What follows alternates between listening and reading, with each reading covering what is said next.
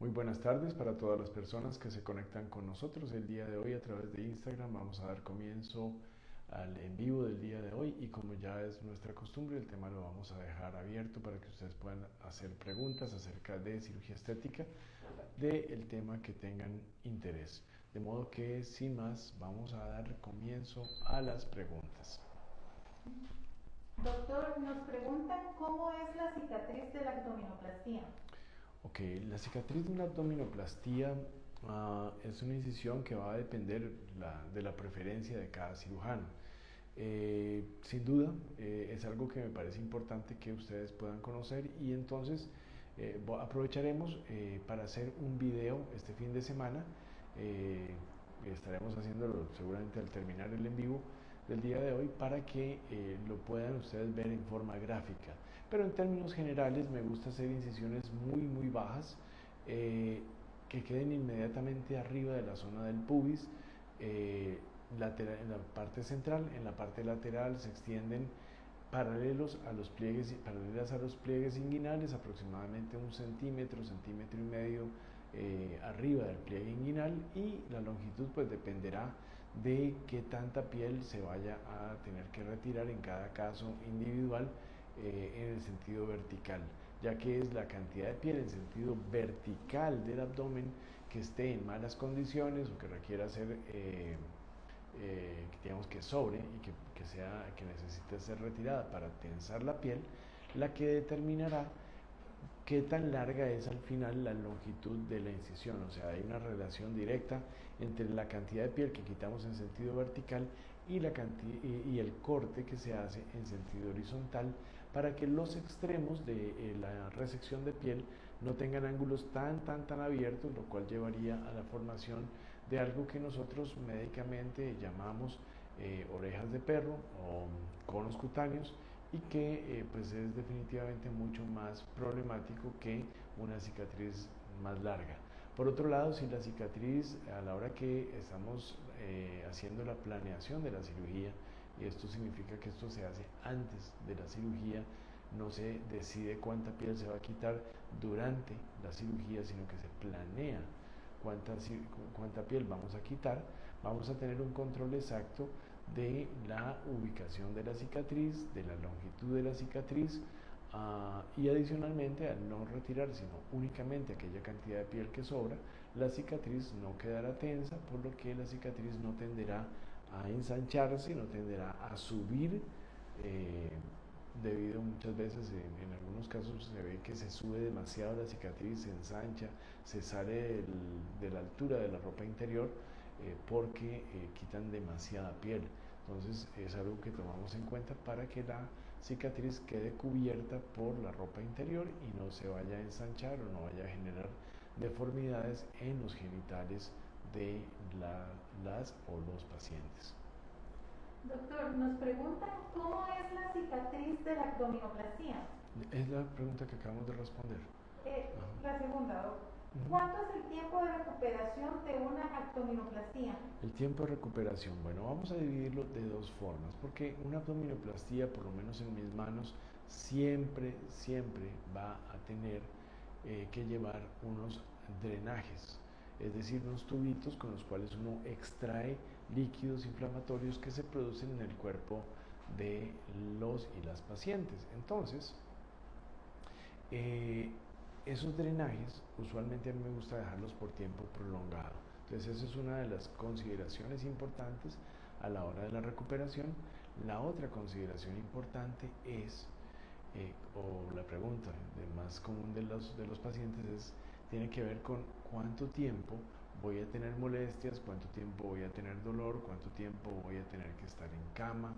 etcétera. Bueno, en cama en realidad únicamente serían algunas horas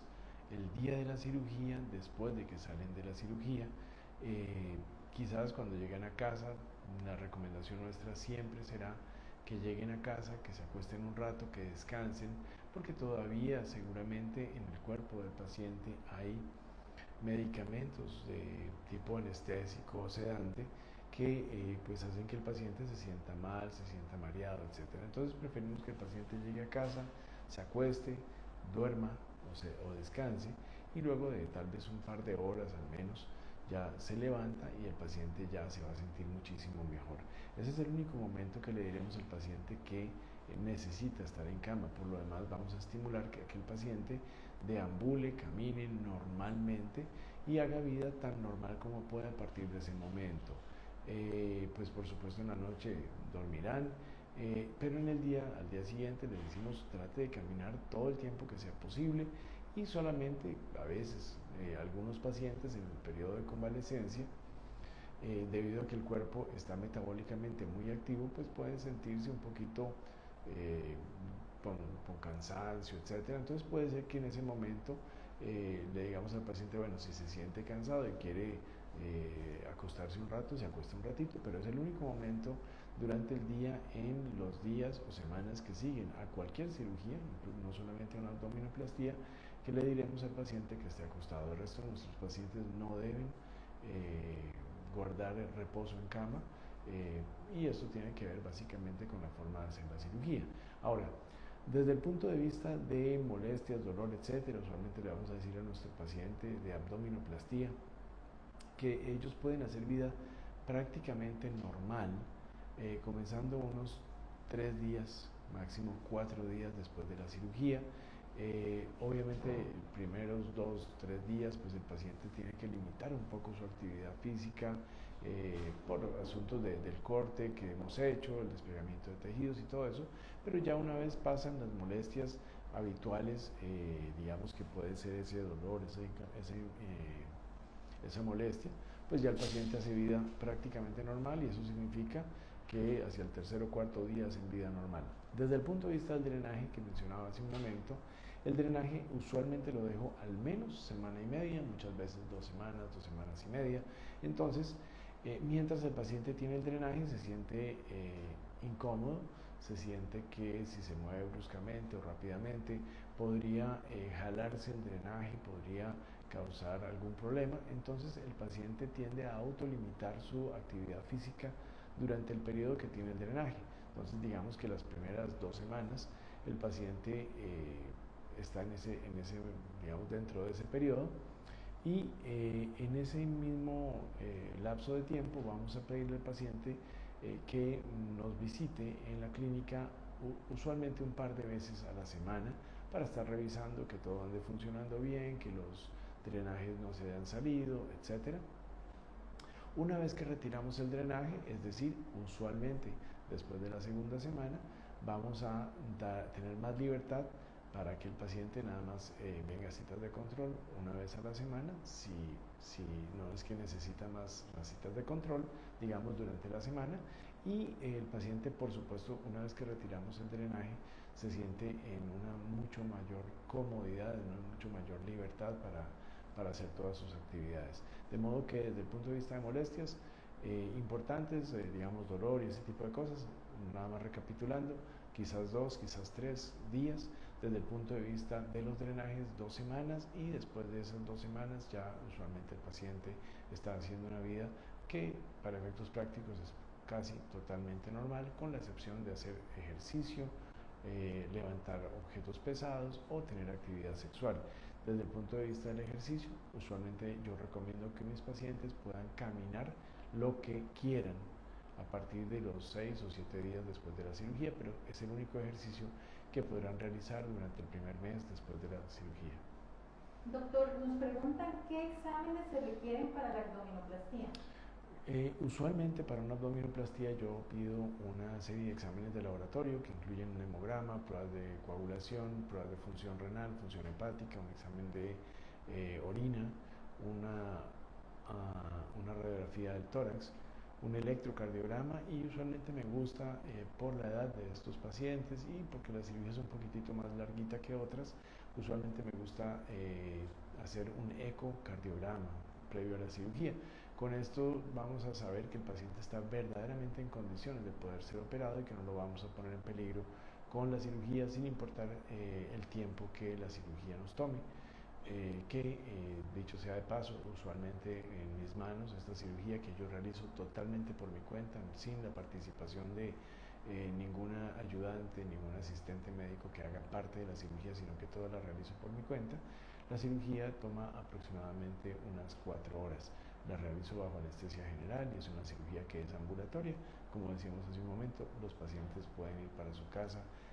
una vez que termina la cirugía y pasan un rato en la sala de recuperación. Doctor, nos preguntan si con una abdominoplastía se pueden retirar las estrías. Sí, con una abdominoplastía podemos retirar las estrías, pero decíamos hace un momento que hay una cantidad de piel que sobra, que está floja o que tiene estrías, que vamos a encontrar entre el ombligo y la zona del pubis. Entonces vamos a poder retirar la cantidad de piel que sobre realmente. En algunas ocasiones todas las estrías están dentro de ese segmento de piel que vamos a recortar. En algunas otras ocasiones podría ser que algunas de las estrías se encuentren ubicadas más arriba, a los lados o arriba del ombligo muy comúnmente, y entonces esas estrías no se pueden retirar con la abdominoplastía. Sin embargo, se logran ver muchísimo menos una vez que recortamos la piel y la piel queda tensa, de manera que la misma cirugía, aunque no las alcance a recortar en algunos casos, permite que sean mucho menos visibles y que el aspecto del abdomen definitivamente tenga un cambio, una mejoría sustancial.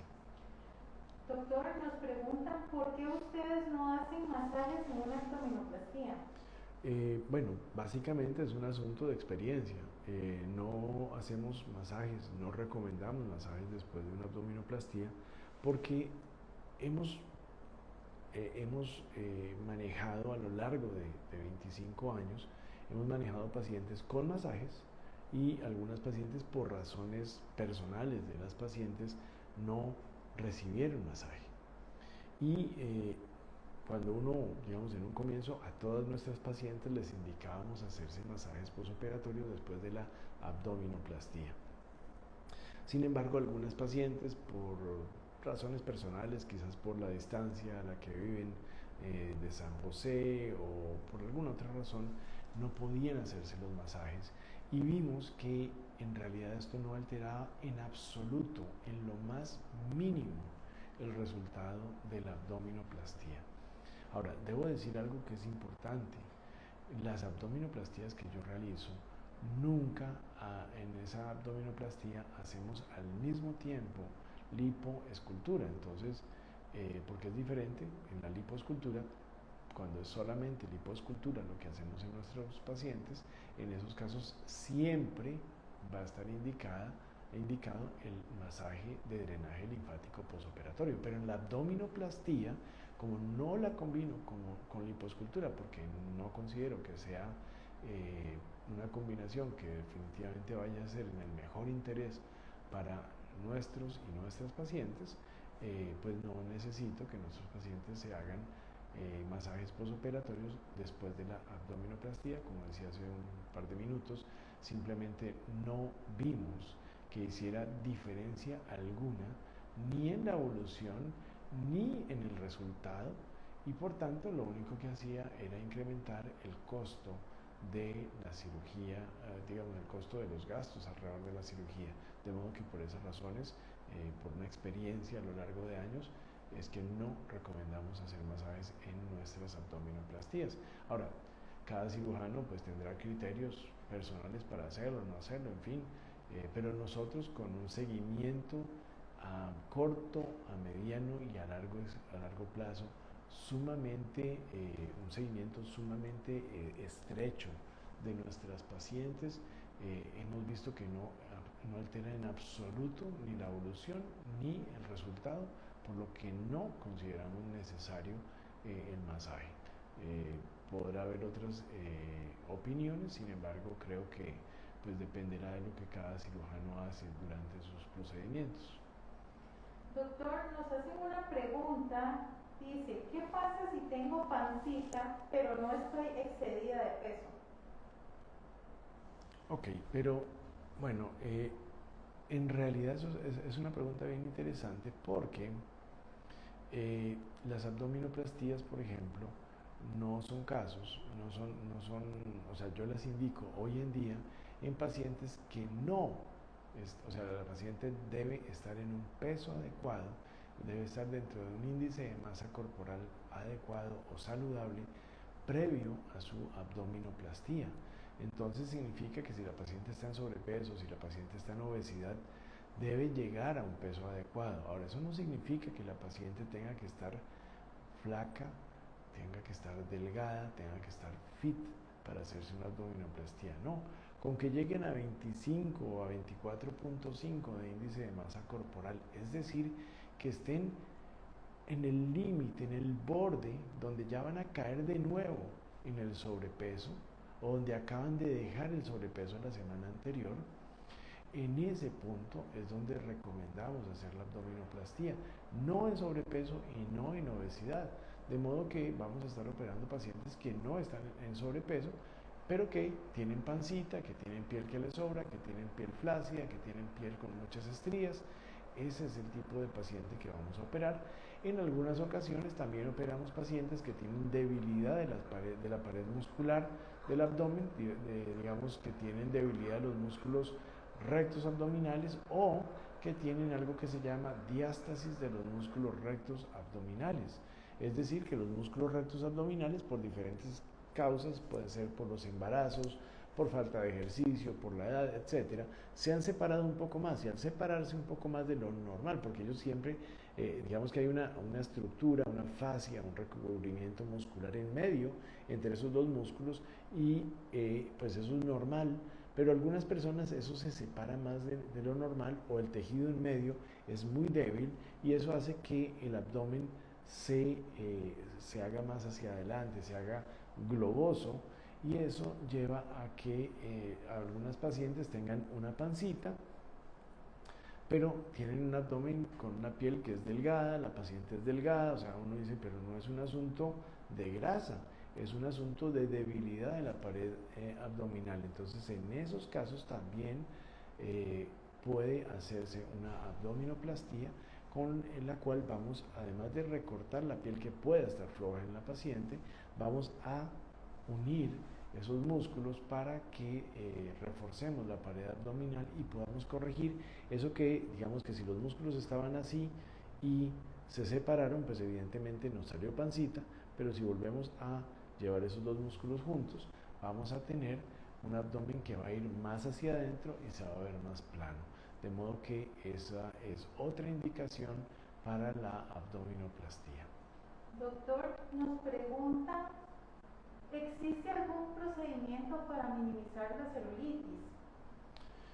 Procedimientos quirúrgicos, bueno, depende, es que en muchos casos, o sea, la celulitis realmente tiene múltiples orígenes, algunos de ellos son inflamatorios, de modo que desde el punto de vista quirúrgico, muy pocos procedimientos realmente van a corregir esa parte porque el origen es diferente, es un asunto inflamatorio que podría mejorar muchas veces con cambios de alimentación, con ejercicio, básicamente, pero cierto es que también en algunos tipos de celulitis tenemos un componente que es por flacidez. Entonces, dependiendo de la zona flácida que tengamos, si esto se acompaña, digamos, o viene acompañado de algún exceso de piel, pues vamos a poder recortar piel en alguna zona cercana al área que tiene celulitis y al tensar esa piel, la celulitis francamente mejorará. Entonces, dependiendo del caso específico de cada paciente, podríamos ver cómo mejora o si existe alguna opción que pudiera mejorar esa celulitis, sin embargo, siempre requerirá recortar tejidos. Hace muchos años, hace 20, 25 años, se hablaba acerca de que la lipoescultura mejoraba la celulitis, lo ofrecimos durante algún tiempo, pero en realidad cuando uno le da seguimiento a sus pacientes, seguimientos a mediano plazo, no a corto plazo, no a un mes, no a un mes y medio, o 2 o 3 meses, sino realmente se les da seguimiento a 10 meses, a un año, a 2 años. En un principio creíamos que la lipoescultura corregía la celulitis, sin embargo, lo veíamos que funcionaba muy bien, nos emocionaba mucho ver que a los 2 o 3 meses la piel estaba firme, parecía haber mejorado la celulitis, pero cuando pasaban 10 meses, 11 meses o por ahí que ya la inflamación residual que había quedado por allí se había ido, veíamos que volvía la celulitis. De modo que debo decir que la lipoescultura como tal no es un tratamiento para la celulitis. Puede dar la impresión por algunos meses, quizás a los 2, a los 3, a los 4 meses de que la celulitis mejoró, pero cuando pasan 7, 8, 10 meses seguramente vamos a ver que recurre casi en su totalidad. De modo que es básicamente lo que debo mencionar al respecto de los tratamientos quirúrgicos que podrían recomendarse para la celulitis, recomendarse o no recomendarse. Doctor, tenemos otra pregunta por acá y dice, si en una mastopexia sin implante, ¿qué tan natural se ve el busto de la mujer? Y si se puede corregir el tamaño y con qué se rellena. Ok, cuando tenemos el busto caído,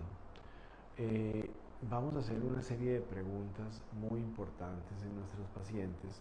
a la hora que llegan a la consulta. Entonces, lo primero,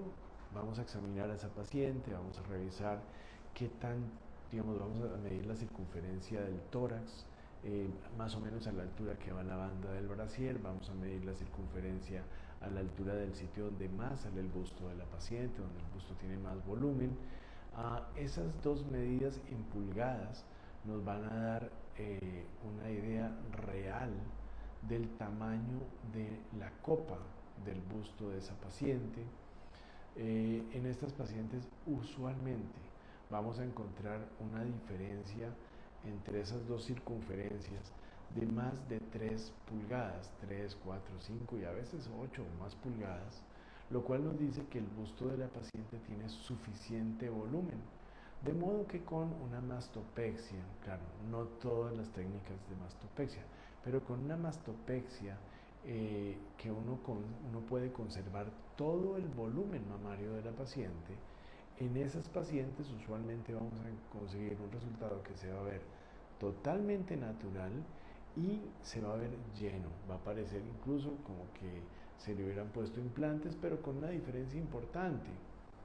Se ve total y completamente natural porque es total y completamente natural, ya que no se le puso ninguna cosa ajena a la paciente, simplemente el tejido mamario, la glándula mamaria de la paciente se redistribuyó, se tomó de estar por acá probablemente, se lleva para una parte más alta, se recorta la piel que sobra y entonces eso hace que el busto se vea no solamente más firme, sino más lleno.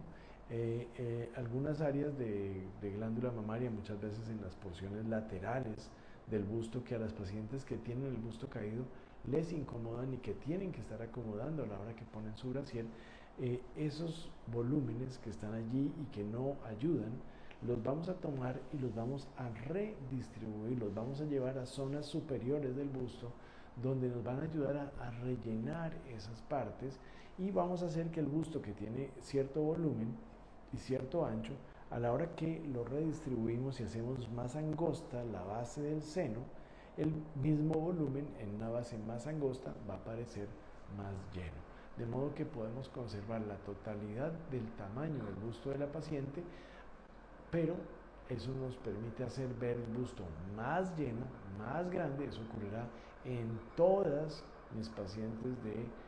mastopexia y adicionalmente el resultado se verá total y completamente natural por cuanto no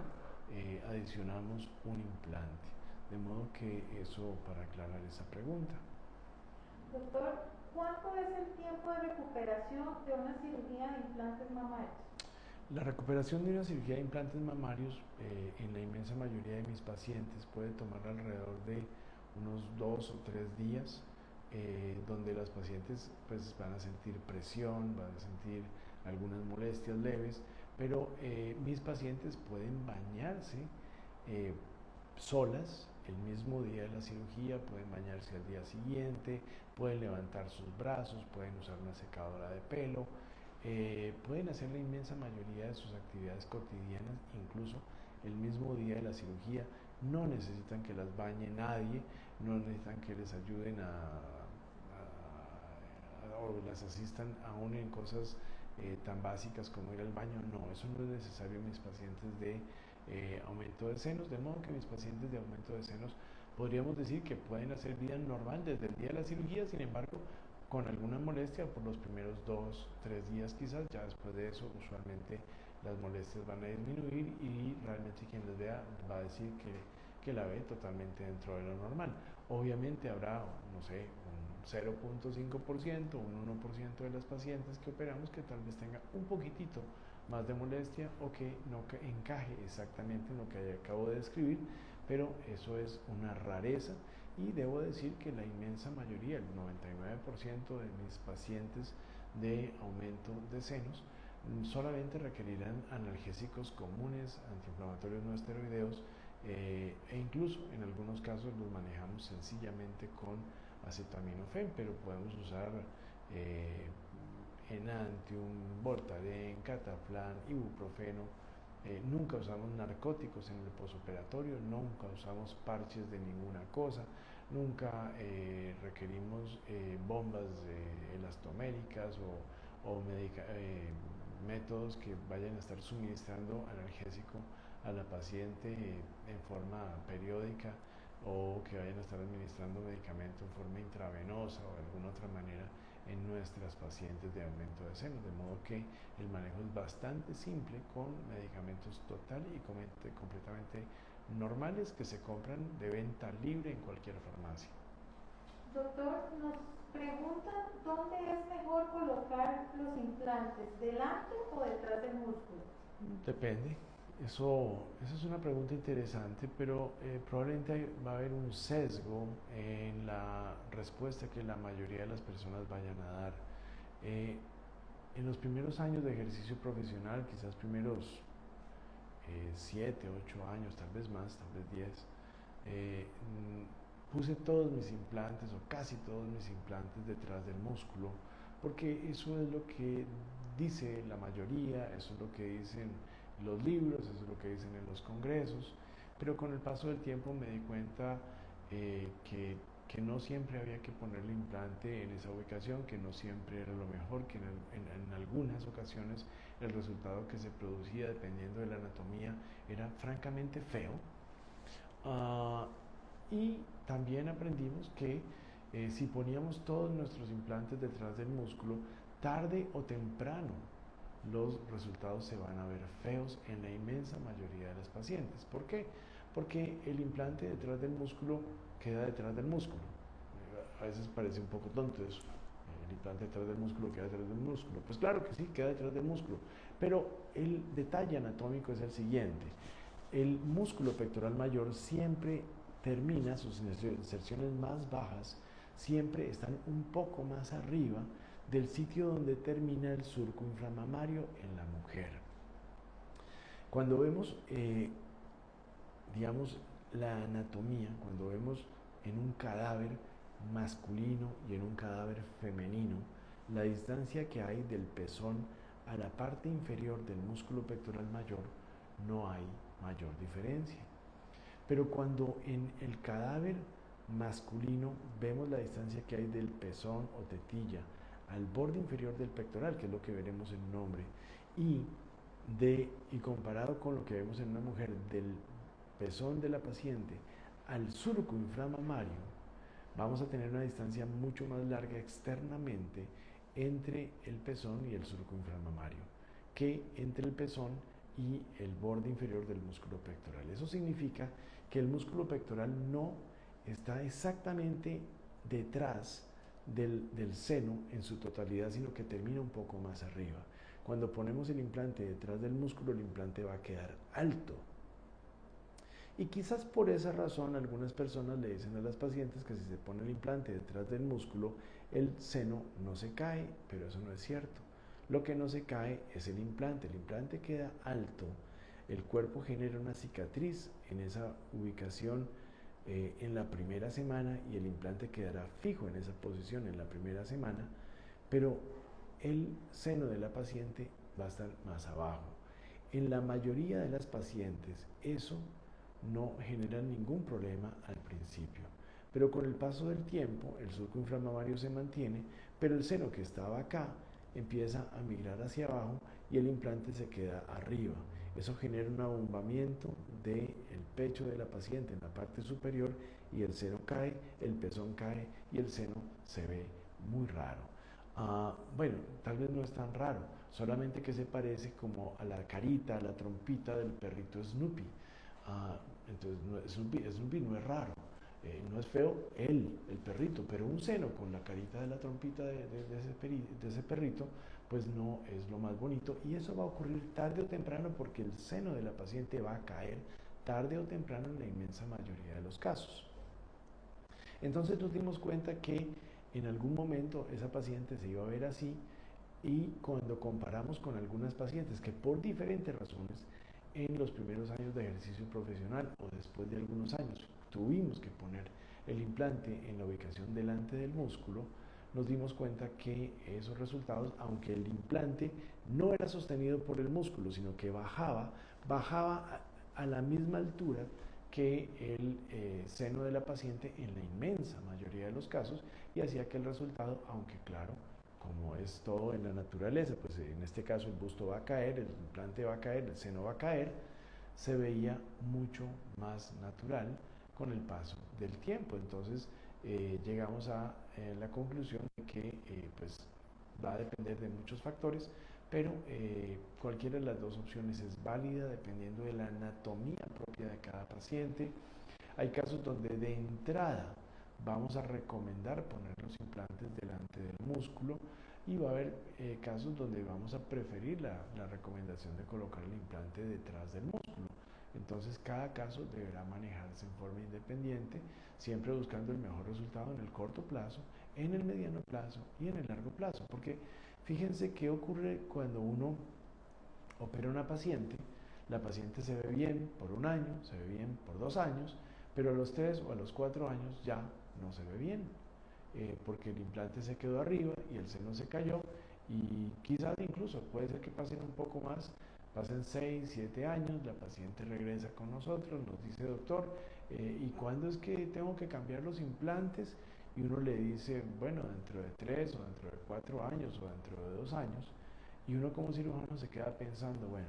esta paciente ya en este momento se le ven feos sus senos porque el implante se quedó arriba y el seno cayó. Pero ahora me dice que va a venir dentro de 2 años, le vamos a cambiar el implante para que le funcione muy bien el implante por otros 10 años, pero se siga viendo fea por otros 10 años más. Entonces en ese momento, cuando nos vimos enfrentados a esa situación específica, tuvimos que ver cómo modificábamos eso y entonces en muchas de nuestras pacientes que en los primeros años de ejercicio profesional pusimos implantes detrás del músculo, tuvimos que ponerlo después delante del músculo. Y lo interesante es que algunas de esas pacientes nos dijeron, doctor, hay algo que no entiendo, hay algo que no comprendo. ¿Cómo es posible que ahora que estoy 10 años, 11 años o 12 años más vieja, mis senos se me ven más bonitos que antes? Entonces la explicación fue muy sencilla. Le dije, claro, es que ahora su cirujano tiene 10, 11 o 12 años más de experiencia, por eso ahora se le ven más bonitos.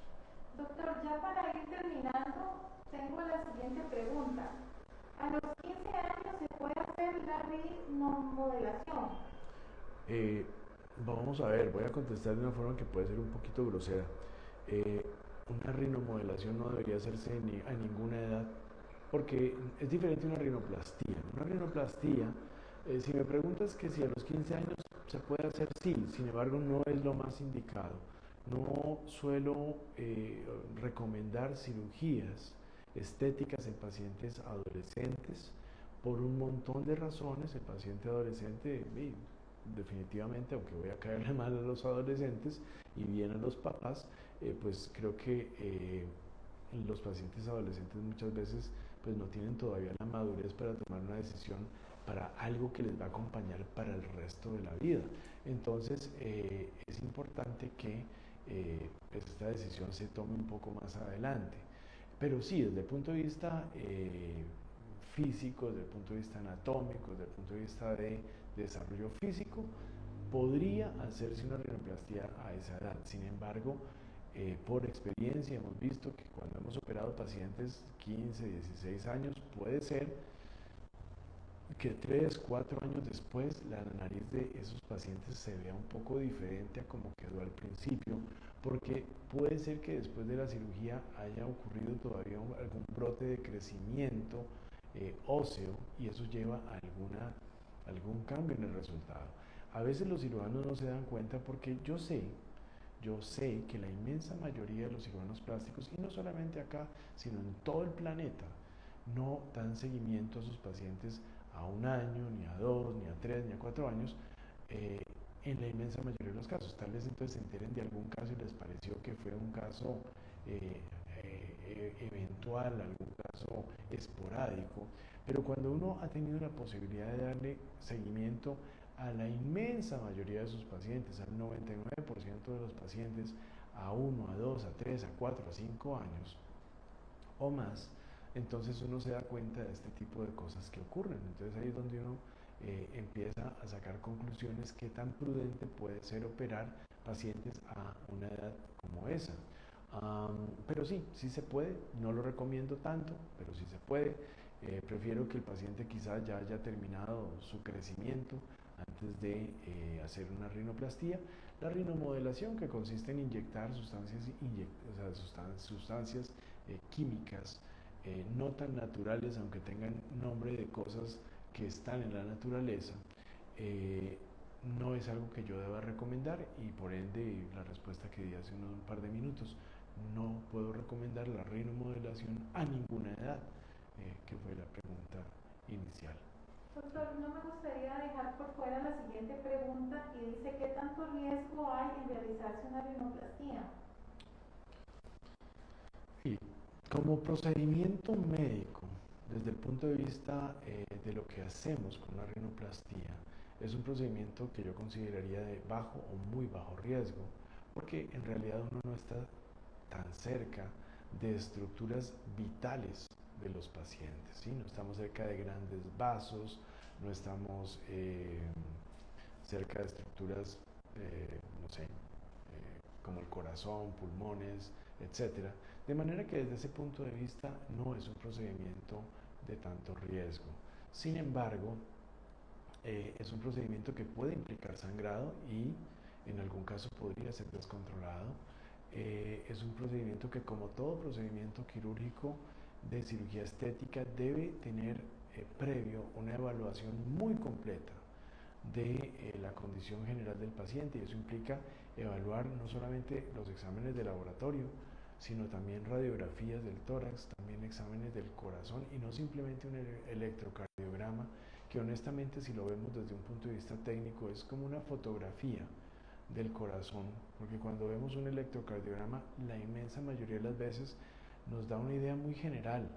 pero no nos habla del funcionamiento íntimo, de modo que tenemos que hacer estudios como un ecocardiograma, a veces incluso ecocardiogramas con prueba de esfuerzo, dependiendo del caso, con el fin de asegurar que el paciente está en condiciones óptimas de ser operado. Y desde el punto de vista estético,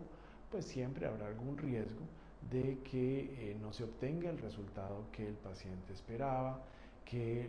aunque el resultado se obtenga en la sala de operaciones, el proceso de cicatrización posterior de la cirugía cambia un poco las cosas, de modo que siempre existirá algún tipo de riesgo en el posoperatorio. No podemos dar una garantía del 100% de lo que el paciente va a obtener. Podemos dar una garantía de que vamos a hacer todo lo que haya que hacer técnicamente para buscar el mejor resultado, que vamos a tomar el tiempo que sea necesario durante la cirugía, que no vamos a escatimar en nada, ni el tiempo quirúrgico ni los recursos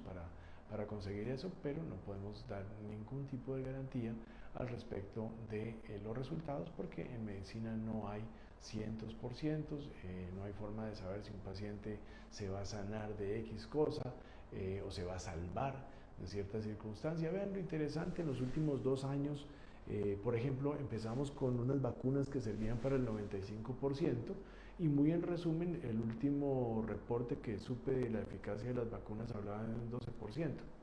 y no para prevenir la enfermedad, sino para que la enfermedad sea menos severa y quizás no lleve a la persona a la muerte. Entonces, imagínense, si eso estamos hablando de algo que podríamos manejar, es decir, que es relativamente simple porque no implica ninguna planeación, no implica muchas cosas, pues mucho más complicado aún podría ser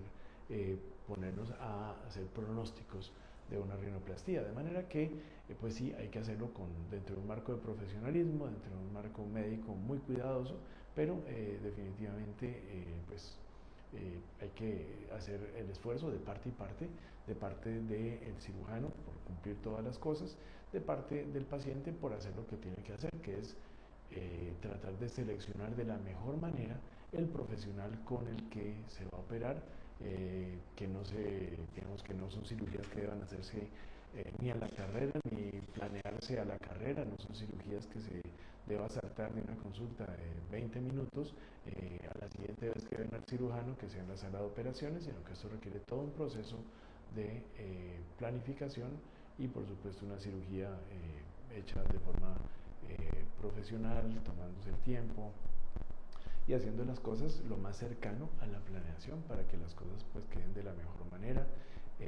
Igualmente los invitamos a ver, tenemos más de 100 videos en YouTube, en donde en algunos de ellos se ven resultados de nuestras pacientes de antes y después de diferentes cirugías, entre ellos de rinoplastías, de modo que pueden ustedes allí evaluar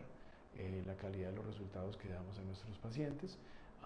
De modo que eso es parte del asunto, ver bien, muy bien con quién nos vamos a operar. Y por supuesto que siempre vamos a tener pues, que buscar esas fotografías de antes y después, para ver trabajos previos del cirujano y no simplemente que se nos haga promesas con una adulteración fotográfica que hacen con una aplicación y que nos dicen, vea, así va a quedar. Eso es totalmente falso, ¿verdad? Entonces, básicamente para que, digamos, dar algunos tips, de las cosas que tenemos que hacer previo a hacer una cirugía, específicamente una rinoplastía, buscando tener el mejor resultado posible.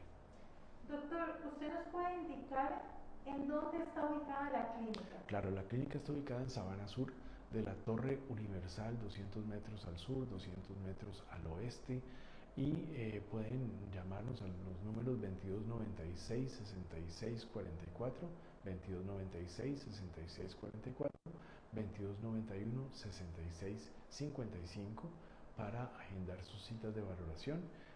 También podrían escribirnos al correo electrónico cirugiaplástica@gmail.com, cirugiaplástica@gmail.com. Igualmente vamos a dejar esos datos de contacto en la parte de abajo para que ustedes puedan tenerlos de una forma más cómoda. Bueno, y sin más, queremos dar nuevamente, como siempre, gracias por el tiempo que han sacado, gracias por las preguntas tan valiosas que nos han enviado. Realmente sin esas preguntas creo que este espacio no tendría la profundidad que se le suele dar, y bueno, los instamos a seguir enviándonos preguntas para que en futuros en vivos con muchísimo gusto las estemos aclarando. Bueno, feliz tarde y feliz fin de semana para todos, muchas bendiciones, que Dios los cuide.